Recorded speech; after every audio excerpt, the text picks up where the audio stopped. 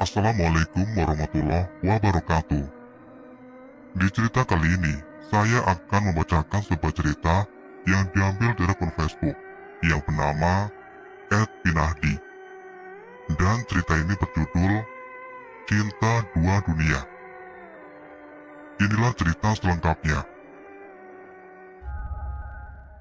Tumbuh dewasa di pedesaan yang tak jauh dari lalu lalang kendaraan luas Pantura, enggan membuatku nyaman. Walau dekat dan hiruk pikuk berbatasan antar kabupaten, namun nyatanya desa ini jauh dari kata ramai bagiku. Kepercayaan akan tahayul dan perlombaan untuk memperkaya diri semakin memperburuk citra masyarakat di sini. Adik kecil, Ustadz minta tolong ya, kasihkan ini ke Mbak Samsia. Mas Davi memberikanku sebuah surat yang terbungkus amplop merah jambu untuk kuberikan pada salah satu santri di pesantren. Iya Ustadz, jawabku dengan polos. Karena saat itu usiaku baru menginjak 6 tahun, jadi aku hanya mengira Mas Davi memberikan kiriman dari orang tua Mbak Samsia yang dititipkan kepadanya. Terima kasih, ujarnya dan senyum yang khas, yang sampai saat ini selalu kuingat. Selesai mengaji, aku mencari keberadaan Mbak Samsia, lalu memberikan surat ini kepadanya, tentunya dengan ekspresi tak berdosa. Mbak, ini dapat titipan dari Ustadz Davi, kataku, dan memberikan surat itu. Cie, seru teman-temannya saat Mbak Samsia menerima surat itu. Aku melihat wajah Mbak Samsia mulai merah, namun aku tak tahu mengapa. Dia langsung pergi ke kamarnya, mungkin untuk membaca surat itu. Ini sudah yang ke-25 kali aku memberikan surat itu sejak Mbak Samsia baru beberapa bulan mondok di sini. Saat aku pergi mencari Bapak di pesantren putra, aku bertemu dengan Mas Davi yang membawakan untuk para pengurus dari salah satu donatur. Adik kecil, salim dulu dong. Ia selalu melakukan hal yang sama ketika kita bertemu, yaitu meluruskan tangannya untuk kuselami. Ngapain kesini? Lanjutnya. Cari Bapak Ustadz, jawabku dengan semangat 45. Oh, Ustadz Ilyas, ayo antar ke kantor. Ia pun menggandeng tanganku dengan tangan kirinya, karena yang kanan dibuat untuk membawa beberapa bungkus makanan. Tadi titipannya Ustadz udah kamu kasih, tanyanya sepanjang perjalanan. Sudah Ustadz, tapi Mbak Samsia kayak malu gitu. Emang isinya apaan sih Ustadz? Tanya aku yang bingung. Karena Mbak Samsia selalu berlaku hal yang sama saat aku memberikan surat itu. Aku melihat wajah Mas Davi bingung harus menjawab apa.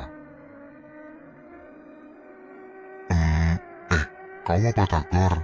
Tadi Ustadz beli di depan. Kebetulan ini gak pedas, jawabnya mengalihkan pembicaraan ini dengan memberikanku batagor. Karena aku masih anak-anak, maka aku nurut saja dan melupakan pembicaraan itu. Sesampainya di kantor, aku melihat Bapak sedang sibuk dengan berlembar-lembar uang kertas yang menumpuk di meja kerjanya. Afwan Ustadz.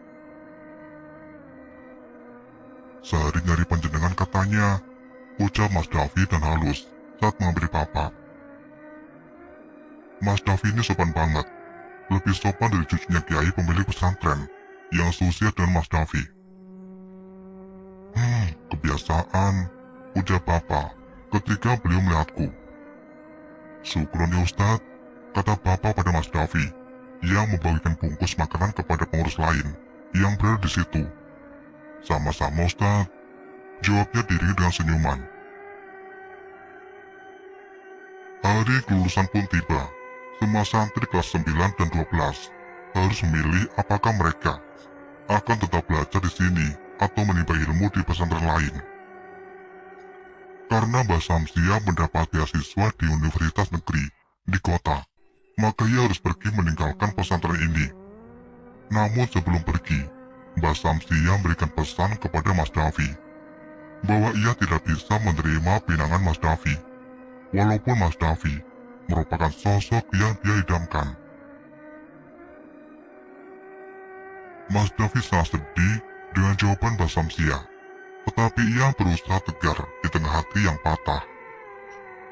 Bapak mengetahui apa yang selama ini dirasakan oleh Mas Davi.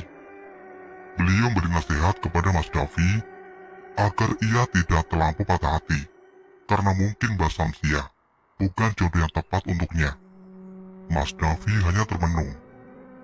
Hari-harinya selalu dikuasai oleh perasaan sakit hati, seolah hanya Mbak Samsia itu wanita satu-satunya di dunia. Dan itu juga membuatku sangat sedih karena melihat Mas Davi tidak seceria dulu. Kurang lebih sudah setahun Mas Davi terpuruk akan kisah cintanya. Kini ia mencoba lagi menata hidup dan ia pun terlihat sudah move on dari Mbak Samsia. Sudah sehat Ustaz, goda Pak Mahmud saat bertemu dengan Mas Davi. Alhamdulillah Ustaz, jawabnya dan sumringah. Gitu dong, jangan berlama-lama patah hatinya. Sampean masih punya masa depan, sayang kalau dilewati dan kesedihan. Pak Mahmud memberi ucapan pada Mas Davi. Saya mau ngajar dulu ya Ustaz. Assalamualaikum. Mas Davi berpamitan untuk mengajar di madrasah.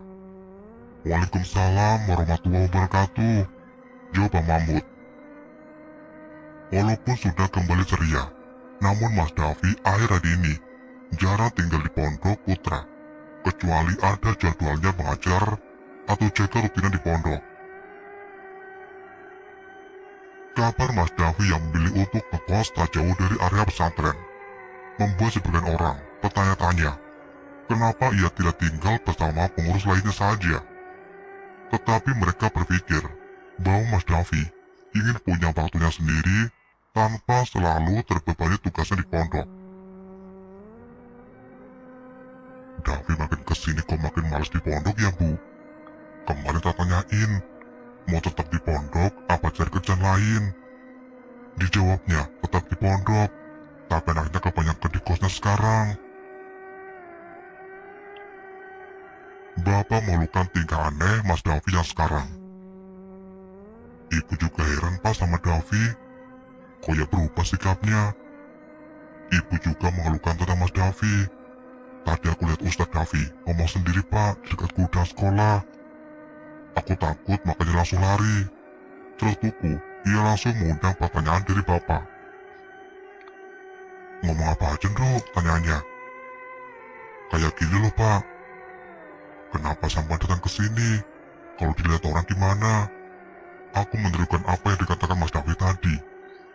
Terus ngomong apa lagi? Tanya Bapak kembali. Aku nggak tahu Pak. Wah aku sama Mbak Rama langsung lari karena takut. Jawabku mengisahkan kejadian tadi. Wong edan emang si Davi. Ditinggal cewek saja langsung stres kayak gitu. Tak kirain udah baik seperti awal. Perlu diselidiki ini, ucap Bapak. Sampai jangan kusak-kusuk Pak. Diskusikan dulu sama Mas Somad dan Abah juga. Biar nanti ketemu jalan keluarnya dari masalah Davi ini. Ibu memberi masukan agar Bapak mendiskusikan dulu masalah ini dengan pemilik pesantren dan anaknya. Bapak menyetujui saran ibu dan menunggu esok untuk bertemu Abah Yai. Keesokan harinya, Bapak mulai mendiskusikan hal ini dengan sahabatnya, yaitu Ayah Somad. Panggilan kepada anak Yai. Kata Sarin, Davi mulai ngomong sendiri. Aku takut dia terkena perang halus. Apalagi sekarang, Davi jarang habisin waktunya di pondok. Tutur Bapak. Aku juga takut Yas, tapi aku ya bingung. Mau diapain anak ini? Kata ya Somad, yang juga heran dengan tingkah laku Mas Davi. Gini aja Mat, kita liatin dulu soal mana anak ini. Nanti kalau sudah waktunya, baru kita ciduk, usul Bapak. Jangan sampai Davi curiga, kalau kita lagi mata-matain dia. Apalagi sampai dia risih dengan kita, sambung bapak. Ayah Somad mengiyakan apa yang dikatakan bapak. Lalu ia mendiskusikan ini dengan Abah Yai. Ayah Somad mulai mengubah jadwal jaga rutin pengurus yang biasanya 2 hari dalam seminggu menjadi 3 hari dalam seminggu. Hal ini bertujuan agar Mas Davi kembali hidup normal seperti dulu. Sempat ada perdebatan dengan salah satu pengurus, tapi setelah Ayah Somad menjelaskan maksudnya, mereka pun malah mendukung aturan baru ini. Pada hari Kamis malam, aku mengajak Mas Fadil untuk manggil Bapak di Pondok Putra. Langkah kami berhenti saat aku mendapati Mas Davi duduk dengan seorang gadis cantik di kursi depan pondok yang mulai sepi itu. Mas, itu Ustadz Davi sama siapa? Aku bertanya pada Mas Fadil, namun Mas Fadil hanya melihat Mas Davi duduk sendirian. Siapa dek? Mas Davi sendiri gitu, jawab Mas Fadil. Aduh mas, itu Mas Davi duduk berdua sama mbak-mbak cantik. Masa sampai gak lihat sih? Kataku meyakinkan Mas Fadil kalau Mas Davi tidak sendiri. Jangan mulai dek, ini malam Jumat, suasana aneh. Mas Fadil mulai ketakutan, karena memang dulu aku bisa lihat-lihat hal seperti itu. Tapi karena terlalu bahaya akhirnya, aku minta agar Abah Yai menutupnya sebagian. Aduh mas, itu Ustadz Davi lagi ngobrol sama bapak cantik di sampingnya. Aku mencoba meyakinkan Mas Fadil. Mana sih dek? Wong Ustadz Davi sendirian gitu kok. Yowes lah, ayo pulang saja. Merinding aku kalau sampan udah kayak gini. Mas Fadil akhirnya majakku pulang ke rumah. Dan sesampainya di rumah, Mas Fadil menceritakan apa yang kulihat kepada ibu. Hingga setelah aku tertidur, ibu menceritakan ini kepada bapak. Seusai jamaah subuh, bapak mintaku untuk menceritakan apa yang kulihat semalam kepadanya dan kepada Ayah Somad. Jadi tadi malam itu pak, aku kan mau nyari sampean karena kamarku pengap sebab ada sesuatu. Tapi pas aku sama Mas Fadil mau sampai di Pondok Putra, aku lihat Ustadz Davi lagi duduk dan ngobrol sama mbak cantik. Awalnya aku kira pengurus Pondok Putri pak, tapi pas aku lihat wajahnya, ternyata bukan sama kayak kita pak. Aku menceritakan apa yang kulihat semalam kepada bapak dan Ayah Somad. Walaupun aku masih kecil, tapi mereka mempercayai apa yang sudah aku ceritakan kepada mereka. Jadi gimana Yas? Kita akhiri saja atau kita tunggu dulu? Ayah Somad meminta pendapat kepada bapak. Nanti saya tanya dulu sama keluarga Ustadz Davi dan orang yang punya kos-kosan itu. Kita harus sabar agar dia tidak curiga kita khawatir dengan dia. Bapak mengusulkan agar Ayah Somad bersabar menunggu bapak mengumpulkan pernyataan dari orang terdekat Mas Davi. Hari ini, bapak pergi menemui orang tua Mas Davi, tentunya tanpa sepengetahuan Mas Davi. Assalamualaikum. Waalaikumsalam. Silakan masuk Pak Elias. Ayah dari Mas Davi menyuruh bapak masuk ke dalam rumahnya. Ada apa ya pak, kok tumben datang ke sini? Tanya ayah Mas Davi yang bingung dengan kedatangan bapak ke rumahnya. Gak apa-apa pak, saya mau sowan sama keluarga sampean. Karena sudah lama saya tidak mampir ke sini. Sekaligus mau bertanya tentang Davi pada sampean. Bapak menjelaskan tujuannya datang ke rumah orang tua Mas Davi. Mau tanya apa pak? Ayah dan ibu Mas Davi bingung. Jadi gini, Davi sekarang tidak sedikit berbeda. Dia jarang sekali menghabiskan waktu di pondok seperti dulu. Dan dia juga sering menyendiri. Bahkan banyak juga yang bilang kalau Davi sering ngomong sendiri. Apakah Davi sedang ada masalah atau apa pak? Tanya bapak dengan meruntut apa yang dialami Mas Davi. Orang tua Mas Davi sedang terlihat menyembunyikan sesuatu yang sangat besar.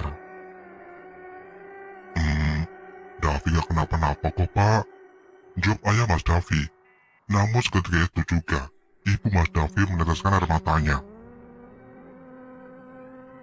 Bu, kenapa nangis? Tanya Papa bingung.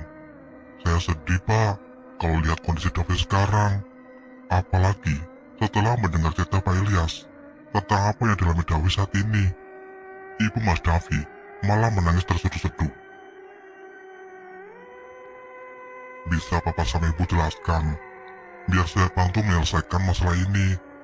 Ujar Papa, meminta mereka agar menceritakan masalah Mas Davi.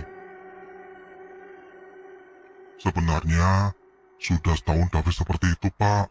Tapi baru beberapa bulan yang lalu, dia mulai menjadi-jadi. Saya sampai bingung, gimana caranya menyadarkan Davi. Malah dia pergi dari rumah, dan memilih untuk tinggal sendiri di kos-kosan. Ayah Mas Davi akhirnya mau menceritakan yang sudah terjadi pada Mas Davi. Tolong anak saya, Pak. Sadarkan dia bahwa dia sudah berdosa. Ibu Mas Davi minta Bapak menyadarkan Mas Davi kembali. Insya Allah, Pak, Bu. Saya akan coba semampu yang saya bisa. Sampai berdoa saja untuk kebaikan anak sampean. Saya mau pamit dulu. Assalamualaikum. Bapak berpamitan kepada kedua orang tua Mas Davi. Kemudian, beliau melanjutkan mencari informasi kepada pemilik kos yang ditempati Mas Davi. Assalamualaikum. Waalaikumsalam. Pak Ilyas ya? Ada perlu apa, Pak? Ibu kos Mas Davi terlihat bingung dengan kedatangan Bapak ke rumahnya. Iya, Bu, saya Ilyas. Bapaknya ada? Tanya Bapak. Kebetulan bapaknya di rumah, Pak. Ada perlu apa ya? Ibu kos menanyakan keperluan Bapak. Saya mau ngobrol sama Ibu. Takutnya jadi fitnah kalau suami sampean gak ada di sini, kata Bapak. Oh, sebentar ya, Pak. Saya mau panggil suami saya dulu. Sampai silakan duduk. Ibu kos kemudian manggil suaminya. Beberapa saat kemudian datanglah Bapak kos bersama ibu kos yang membawakan sedikit cemilan dan teh untuk Bapak. Wah, nggak usah repot-repot, Bu. Saya sedang puasa. Bapak menolak sukan itu karena ia sedang puasa. Maaf, Pak. Saya tidak tahu kalau sampai puasa. Ibu kos menaruh kembali sukan itu ke dalam rumah. Ada perlu apa ya, Pak Ilyas? Tanya Bapak kos kepada Bapak. Saya mau bertanya tentang Davi. Kalau sampean pernah lihat Davi melakukan hal yang aneh, tolong ceritakan ke saya. Bapak menjelaskan tujuannya. Datang menemui pemilik kos Mas Davi. Davi ya? Memang anak itu kalau saya lihat agak aneh, Pak. Pernah saya lihat. Dia bawa sekantong kembang ke dalam kosannya. Dia juga sering ngomong sendiri. Bapak kos mulai menceritakan keadaan Mas Davi. Ngomongin apa ya, Pak? Saut ibu kos yang baru datang dari dalam. Ini loh, Bu, Pak Ilyas mau tanya tentang Mas Davi. Jawab Bapak kos. Walah, Davi. Dia memang agak aneh, Pak Ilyas. Saya suka merinding kalau dekat sama dia. Kayak ada hawa yang lain gitu. Apalagi pas saya tahu kalau dia suka ngomong sendiri. Pernah saya buka kamarnya pas dia sedang di pondok. Saya kaget, Pak, lihat banyak kembang-kembang gitu. Kembangnya dibuat kayak mahkota, kayak kerudung. Direntet kayak kembangnya pantan baru. Banyak banget pokoknya. Sampai kamarnya itu punya mistis. Ibu kos juga menceritakan tentang apa yang dilakukan oleh Mas Davi. Astagfirullahaladzim. Apa benar itu, Bu? Boleh saya lihat kamarnya Davi sekarang, Bu, untuk memastikan. Bapak minta izin untuk melihat isi kamar Mas Davi. Boleh, Pak, silakan. Mari saya antar. Bapak kos mengantar Papa melihat kamar Mas Davi, dan sesampainya di sana, betapa terkejutnya Papa mendapati kembang-kembang peti terapi di samping tempat tidurnya. Dan ia juga melihat ada mukena berwarna hitam di atas sebuah sajadah, dan di mukena itu juga terdapat kembang 7 rupa. Setelah dirasa cukup, Papa kemudian berpamitan untuk kembali ke pesantren. Tak lupa Papa berterima kasih kepada pemilik kos karena mau membantunya. Dan Papa juga berpesan agar pemilik kos mau membantu kembali jika sewaktu-waktu Bapak ingin menggali informasi tentang Mas Davi. Mereka pun setuju, bahkan menawarkan untuk memberikan bukti agar informasinya lebih jelas. Setelah berpamitan, Bapak kembali ke pesantren, lalu menceritakan informasi yang didapatnya kepada Ayah Somad. Sebenarnya Ayah Somad ingin sesegera mungkin menyadarkan Mas Davi, tapi Bapak meminta agar diberi waktu untuk mencari tahu penyebab dari semua ini, agar mendapat jalan keluar yang baik. Di hari jaga rutinan Mas Davi, Bapak mengajakku berkeliling naik motor. Tetapi ternyata, Bapak membawaku ke tempat kos Mas Davi. Bapak memintaku untuk menggambarkan sosok yang berada di dalam sana. Di situ, sudah ada Somad dan pemilik kos yang sudah standby dan siap menghadapi segala kemungkinan yang terjadi. Aku masih ingat, dulu aku sempat menangis karena takut, sebab makhluk ini tak secantik rupanya saat pertama kali bertemu denganku.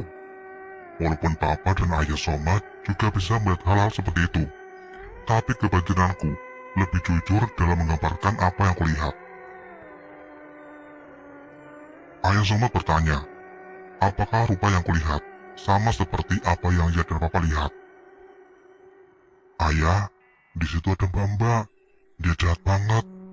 Dia nggak mau kita datang. Matanya merah putih ya, giginya tajam. Sepertinya dia berniat jahat dengan Ustadz Davi. Tolong jauhkan dia dari Ustadz Davi ya Pak. Aku menangis mohon agar Papa dan Ayah Somad menjauhkan dan mengusir makhluk itu dari kehidupan Mas Davi. Tak lama kemudian Mas Davi datang. Ia sangat marah. Bahkan dia berkata kasar kepada Papa dan Ayah Somad. Saya nggak pernah ganggu kehidupan sampean ya. Tolong jangan ganggu kehidupan saya, apalagi wanita ini. Mas Davi berkata dengan rasa tinggi kepada kami. Astagfirullahaladzim Davi, eleng le. Dia itu bukan dari kehidupan yang sama dengan kita. Sampai sudah diberi setan le. Ayo sini, sampai tak ajak kembali lagi mengingat Gusti Allah. Ayah Somad mengajak ngomong baik-baik dengan Mas Davi. Allah, Gusti, apa yang sudah Dia berikan padaku? Aku ibadah pagi, siang, sore, malam, tiap hari, tapi tetap saja kehidupanku kayak gini. Aku minta diberikan jodoh saja, nggak pernah dikabulkan. Kurang sabar apa aku jadi hamba? Ucapan Mas Davi sungguh mengagetkan semua orang, termasuk aku. Sekarang aku enak, aku punya wanita yang aku cintai. Aku punya duit tanpa harus diminta. Berkat wanita ini, aku bahagia. Lanjut Mas Davi, tanpa memikirkan apa yang sudah dikatakannya. Ya Allah, istighfar le. Sampan itu sudah dikuasai hawa nafsu setan. Ayo, kita kembali ke jalan Allah. Tobat le, sebelum ajal menjemput. Bapak berusaha menyadarkan Mas Davi. Aku meluk tubuh ibu kos karena ketakutan. Ibu kos menenangkanku. Allah, wis muak aku. Apa untungnya aku tobat? Percuma, kalau si Allah itu tidak pernah mengabulkan apa yang aku minta. Aku capek Pak, capek. Soalnya jungkir balik tiap hari, gak pernah ketinggalan. Tapi apa yang aku dapat? Hanya kesengsaraan. Aku gak bahagia dalam hidup. Ocehan Mas Davi terhenti saat ayah Mas Davi datang dan menampar pipi kanan Mas Davi. dengan sangat keras. Terusin ucapanmu, anak durhaka. Sudah lupa sampean, siapa yang ngasih sampean kehidupan, umur panjang. Sudah lupa sampean, kalau Gusti Allah udah ngasih sampean tubuh yang sehat. Ayah Mas Davi kembali mendaratkan tamparannya kini di pipi kiri Mas Davi. Bapak, sudah pak, ini anakmu sendiri pak, jangan disakiti. Ibu Mas Davi mencoba menghentikan ayah Mas Davi dan memeluk erat Mas Davi yang tengah memendam amarahnya sambil menangis. Mas Davi berusaha membalas bapaknya, tetapi ditahan oleh ibunya dan juga bapak kos. Jangan coba aja sama Niku, gak usah manggil aku anakmu lagi. Bapak kok kayak asu, sakit, goblok. Mas Davi memarahi ayahnya. Matanya mulai merah dan tangannya tak berhenti mengepal. Tapi begitu saja, sampai sudah kesakitan nak. Bagaimana kalau Allah yang memukul sampean?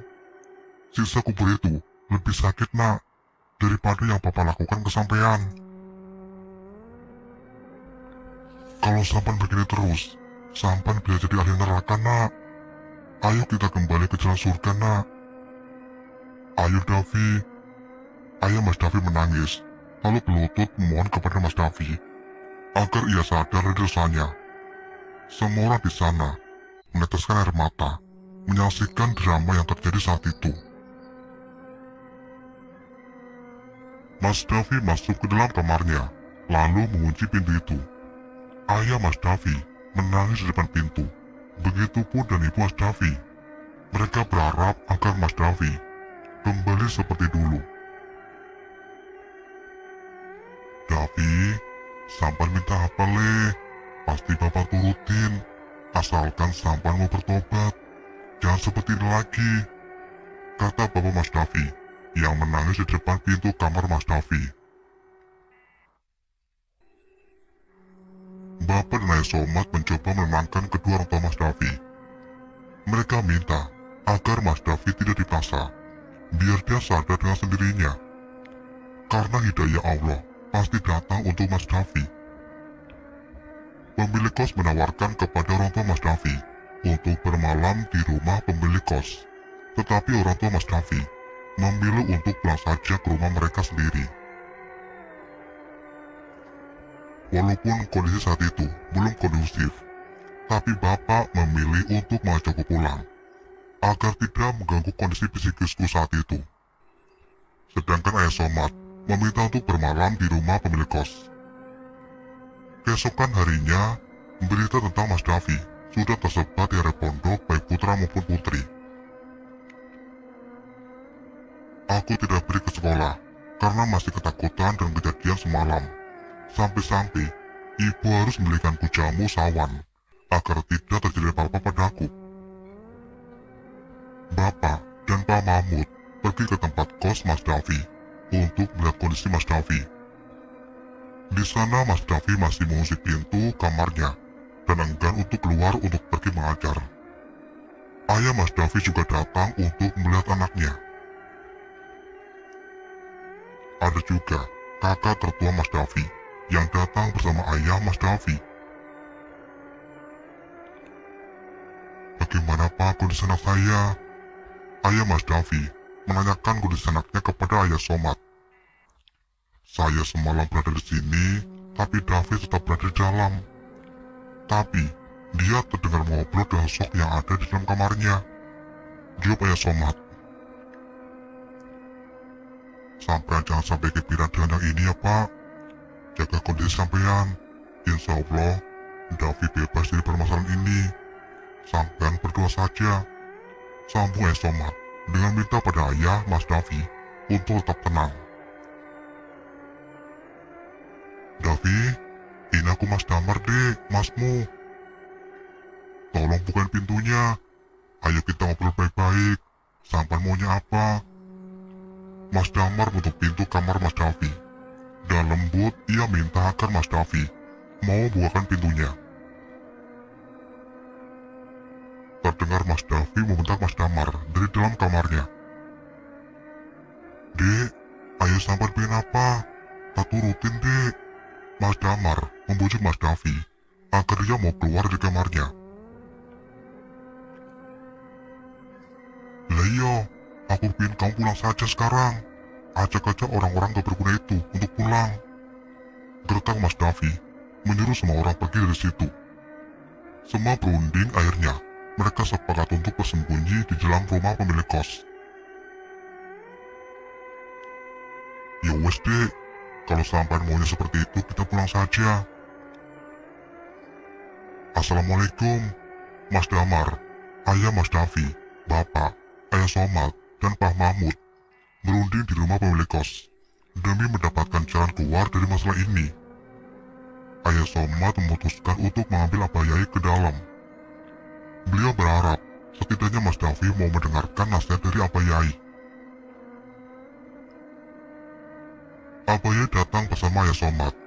Abah Yai menutup pintu kamar Mas Davi yang sejak semalam terkunci rapat.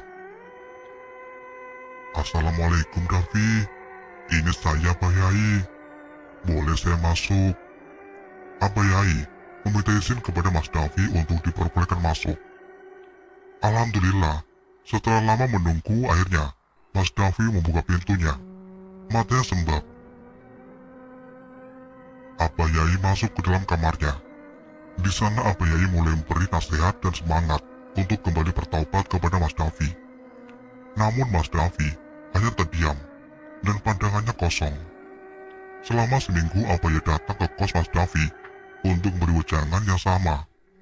Dan pada hari ke-8, Mas Davi dibawa ke dalam agar Abah Yai lebih mudah dalam mengatasi Mas Davi. Berbulan-bulan Mas Davi dalam keadaan kosong. Namun semua orang tetap mengajaknya mengobrol tentang kebaikan meski Mas Davi tidak merespons sama sekali obrolan mereka. Setahun sudah, hari yang ditunggu-tunggu tiba. Mas Davi mulai menemukan dirinya yang dulu. Ia minta Abah Yai mengajarinya cara untuk bertobat. Dengan senang hati, Abah Yai mau mengajari Mas Davi, serta tetap memberikan petuahnya selama Mas Davi memperbaiki diri. 8 bulan kemudian, Mas Davi benar-benar sudah kembali seperti dulu. Ia mulai mengajar lagi, dan senyumnya yang khas itu telah mekar kembali. Semua orang berbahagia dan bersyukur karena Allah telah benar-benar menyayangi Mas Davi.